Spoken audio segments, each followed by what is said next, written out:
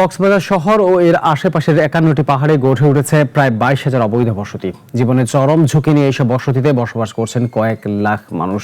গত সপ্তাহে টানা ভারী বর্ষণে পাহাড় ধসে অন্তত ২২ জনের প্রাণহানি হয়েছে।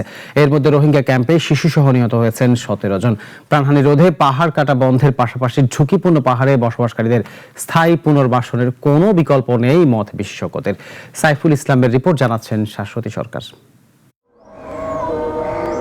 পাহাড় ও সৈকতের শহর কক্সবাজার, প্রাকৃতিক এই সৌন্দর্যের আড়ালে লুকিয়ে আছে মৃত্যুর এক নীরব ফাঁদ।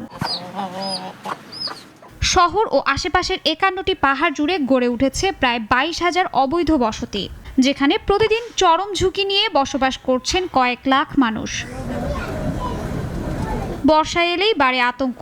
সামান্য ভারী বৃষ্টিতে নরম হয়ে যায় পাহাড়ের মাটি, মুহূর্তেই নেমে আসে ধস, ঘটে যায় প্রাণহানি। গত সপ্তাহের টানা বর্ষণে আবারও ভয়াল রূপ দেখিয়েছে কক্সবাজারের পাহাড় ধসে প্রাণ হারিয়েছেন অন্তত ২৩ জন।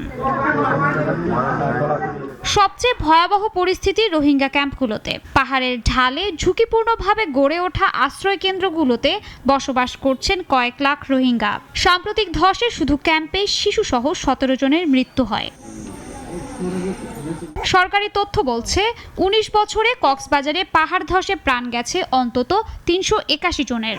কিন্তু প্রাণহানির এই দীর্ঘ তালিকা থেকেও শিক্ষা নেওয়া হয়নি। পাহাড় কাটা এবং ঝুঁকিপূর্ণ বসতি স্থাপন অব্যাহত থাকায় বাড়ছে বিপদের আশঙ্কা। এই পাহাড়ের মধ্যে পাহাড় কেটে ঘর করে এবং পরে বর্ষাকালীন মৌসুমে এই পাহাড়গুলি বিলীন হয়ে একের পর এক দুর্ঘটনা ঘটছে।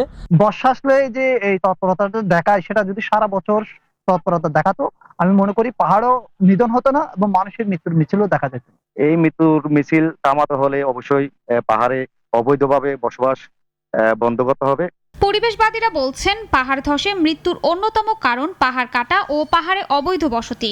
তাই ঝুঁকিপূর্ণ এলাকায় বসবাসকারীদের দ্রুত পুনর্বাসনের দাবি তাদের। যে সমস্ত লোকগুলা তাদের বসতভিটা হারিয়ে পাহাড়ে আশ্রয় নিচ্ছে, তাদেরকে অন্য কোনো জায়গায় পুনর্বাসনের মাধ্যমে আমাদেরকে পাহাড়ের উপর নির্যাতন রোধ করতে হবে। পরিবেশ অধিদপ্তরের কর্মকর্তারা বলছেন নির্বিচারে পাহাড় কাটার ফলে পাহাড়ের স্বাভাবিক পানি নিষ্কাশন ব্যবস্থা বাধাগ্রস্ত হচ্ছে। এতে ভারী বর্ষণে মাটি আলগা হয়ে ধসের ঝুঁকি বাড়ছে।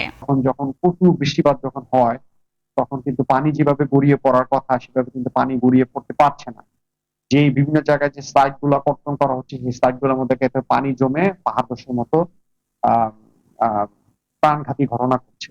এদিকে পাহাড় কেটে পরিবেশ ধ্বংসকারীদের বিরুদ্ধে কঠোর অবস্থানের কথা জানিয়েছেন জ্বালানি প্রতিমন্ত্রী। যেভাবে দেধারসে পাহাড় কাটা হয়েছে এবং বিভিন্ন ইন্ডাস্ট্রির নামে পাহাড়কে ধ্বংস করা হয়েছে, এই নির্বাচিত সরকারের সময় এই ঘটনার পুনরাবৃত্তি ইনশাআল্লাহ ঘটবে না, তিনি যত প্রভাবশালী হোক না কেন।